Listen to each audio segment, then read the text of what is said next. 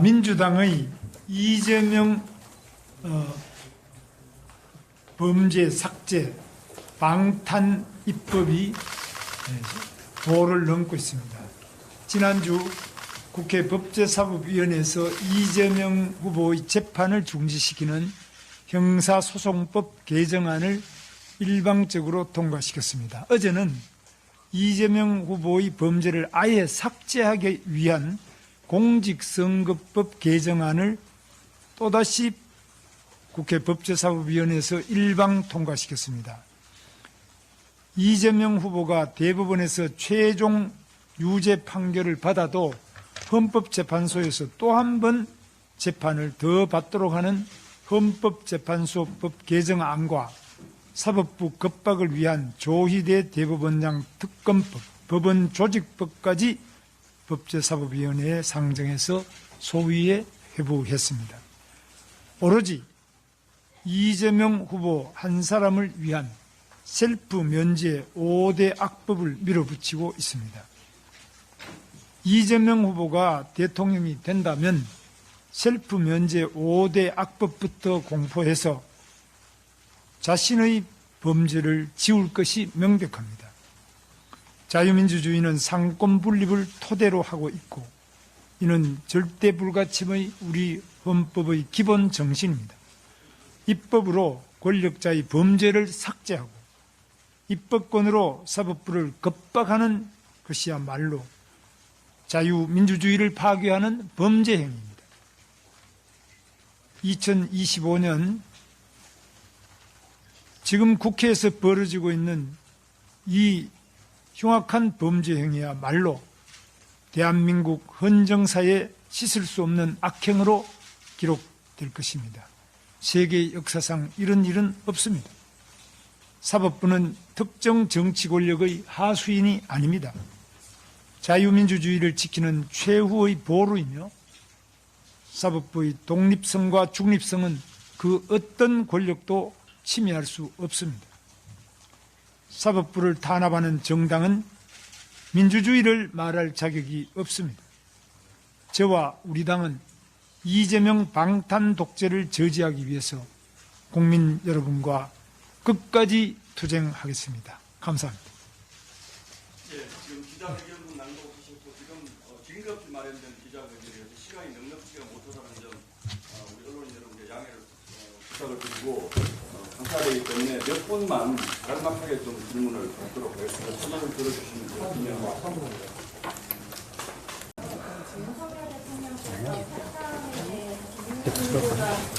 한번 받아들이겠다고 했다는 보도들이 나오고 있는데 직접 추가로 그런 이야기들이 오고 갔는지랑 정호영 장관에 대한 임명을 상임분 임명 취소하셨는데 그 배경에 대해서 대통령의 탈당 문제는 제 생각은 대통령 우리 윤석열 대통령께서 판단할 문제이지 제가 대통령 후보로 나선 사람이 탈당하십시오, 또 탈당하지 마십시오 이런 이야기를 하는 것은 적절하지 않은 일이라고 생각합니다.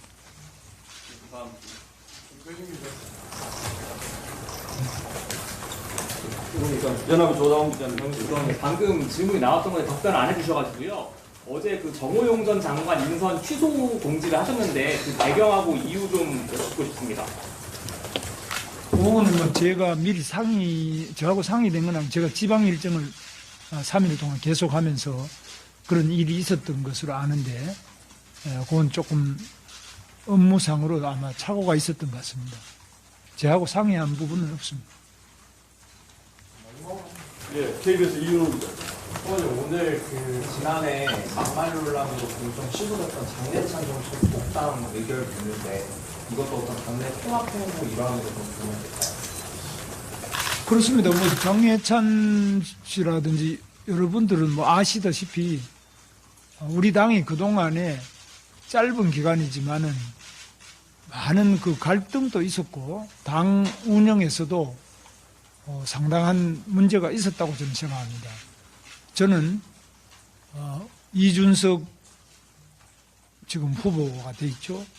또 훌륭한 많은 분들이 우리 당에서 성장하고 또 잘 정치인으로 발전하던 도중에 당내에서 안타깝게도 떠나게 되고 또 지금 후보로 나온 분도 있고 또 어떤 경우는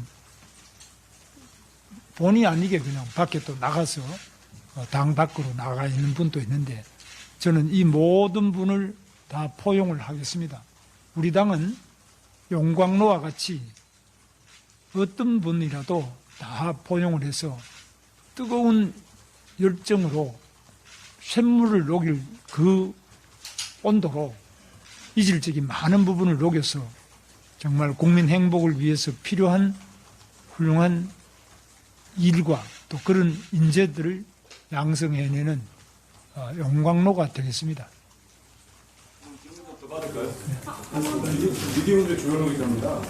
아까 그 이정현 그 위원장이 이제 오늘 중으로 윤석열 대통령의 탈당을 권유하고 그리고 계엄 국민 90%가 반대하는 계엄에 대해서 대국민 사과를 하라고 촉구를 했는데요. 그 부분에 대해서 어떻게 생각하는지 여쭤봤으면 얼마 전에 방송에서 계엄에 대해 사과를 하셨는데 그 사과가 계엄 자체에 대한 위헌 위법한 행위라고 판단했기 때문에 잘못했다고 판단해서 사과를 하신 건지 그냥 그 계엄으로 인해서 그 생기는 국민의 어떤 피해 때문에 사과를 하신 것인지 좀 분명하게 좀 다시 한번 답변 주시기 부탁드리겠습니다. 제가 계엄에 대해서 말씀을 드리자면 아마 굉장히 많은 말씀을 드릴 수 있는 위치에 있습니다. 저는 1972년 유신 시대 때부터 시작해서 이 계엄이 또 550, 1980년 550 때 계엄과 또 계엄의 확대 이 과정에 저는 학교에서도 잘려나고 또 삼청교육 대상에 대해서 피신도 하고 이 계엄이라면은 저는 근본적으로 많은 문제가 있다. 그것이 설사 헌법에 보장된 비상대권이라 대통령의 비상대권이라 하더라도 계엄은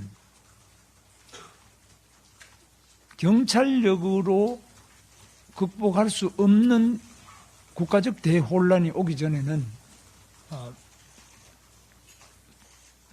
계엄권이 발동되는 것은 적절치 않다고 저는 생각합니다. 그래서 제가 일관되게 말씀드린 것은 제가 미리 알았더라면 우리 윤석열 대통령께 이 계엄은 안 됩니다. 안 되는 이유를 제가 조목조목 말씀드렸을 거예요. 그리고 제 논리가 상당히 설득력 있는 논리도 많이 있습니다. 그래서 제 말씀드리면 끝이 없는데 한마디로 말해서 계엄에 대해서 다른 무엇보다도 지금 지방을 다녀보면은 시장에 장사하는 분들이 많이 계시는데 말씀을 조금 길게 들어보면은 계엄 이후에 장사가 더 안 된다는 겁니다. 식당도 그렇고 자영업자도 정말 어렵습니다. 물론 장사 안 되는 이유가 여러 가지 있지만 그중에 계엄도 중요한 체감할 수 있는 원인 중에 하나입니다. 그래서 저는 정말 그 지방에 어렵게 장사하시는 분들 또 생활이 어려워지신 많은 분들 또 마음이 무거워지시고 어두운 분들 이 공론이 분열된 여러 가지 점 그런 점을 생각해서 진심으로 정중하게 사과의 말씀을 드립니다. 그러나 이 계엄이 이제 뿐만 아니라 다른 여러 가지 부분에 대해서 이야기하자면 많은데 이런 부분에 대해서 그것이 내란이냐 아니냐 이런 건 재판하고 있지 않습니까? 그런 다른 부분에 대해서는 또 그때 말씀을 드리도록 하고 계엄에 대한 제 입장은 시종일관 확고하고 앞으로도 제가 대통령이 되더라도 비상대권으로서 계엄 선포권이 대통령에게 주어진다 하더라도 저는 극도로 이 부분에 대해서는 다른 경험, 다른 생각으로 제가 그걸 행사를 하지 쉽게 그 계엄권을 행사한다는 일은 없을 것이고 그 점에 대해서 마치 우리 당이 무슨 계엄당이냐 또 어떤 분은 더 나가서 내란당이냐 이렇게 하는데 내란당은 지금 민주당이 내란당 아닙니까? 이거야말로 입법을 통한 내란당. 그 자기 자신의 그 범죄 행위를 방탄하기 위한 내란 정당. 이 더 사악하지 않아요? 뭐, 이 부분에 대해서 언론이 정확하게 좀 지적해 주시고 비춰주시면 감사하겠습니다. 예, 조만간 또 다음 일정 때문에 잠깐만 끝이 없으니까 후보님 죄송합니다. 다음에 또 시간이 더 늦어지면 결례가 그럼 뭐 됐습니까? 용납할 수 없는 아니 조영 기자. 조영 기자. 가만있어 조금만. 헌법재판소에서 용납할 수 없는 국민의 배반 행위라고 윤석열 대통령의 계엄에 대해서 판단했는데 그 부분에서 고민하시는 거죠? 헌법재판소에 대한 말씀은 제가 또 몇 번 말씀드리지만 헌법재판소에 대한 것은 여러 가지 검토해야 될 점이 많고 특히 판결이 계속 8대 0이다. 이번만이 아닙니다. 박근혜 대통령도 8대 0이죠. 그건 여러분 기자분들 승복하는지 모르겠는데 저는 이 만장일치를 계속한다는 것은 김정은이나 또는 시진핑 같은 공산 국가에서는 그런 일이 많이 있습니다. 그런데 우리 대한민국은 매우 위대한 자유민주주의 국가다고 생각합니다. 그래서 대한민국 자유민주주의 다양한 의견이 있고 다양한 견해가 공존할 수 있다는 것을 보여주지 못하는 헌법재판소는 매우 위험하다. 그 생각을 지울 수 없습니다. 예, 여기까지만 양해 부탁드리겠습니다. 다음 기회에 또 소통의 시간을 마련하겠습니다. 수고하셨습니다. 김문수 후보님 기자회견을 이렇게 마치겠습니다. 저는 기자분들하고 하루 종일 이야기하는 거죠. 예, 예. 다음 일정이 자주 하시도록 제가 시간 마련하겠습니다. 오늘 정말 관심 가져주셔서 감사하고요. 다시 한번 말씀드리면은 정말 이 대한민국 민주주의, 특히 민주당이 하고 있는 이 행위는 분명히 민주가 아니라는 점, 제 일생의 그 경험과 신념을 실어서 분명히 말씀드립니다. 지금 민주당이 하고 있는 것은 가장 민주가 아닌 것입니다. 감사합니다.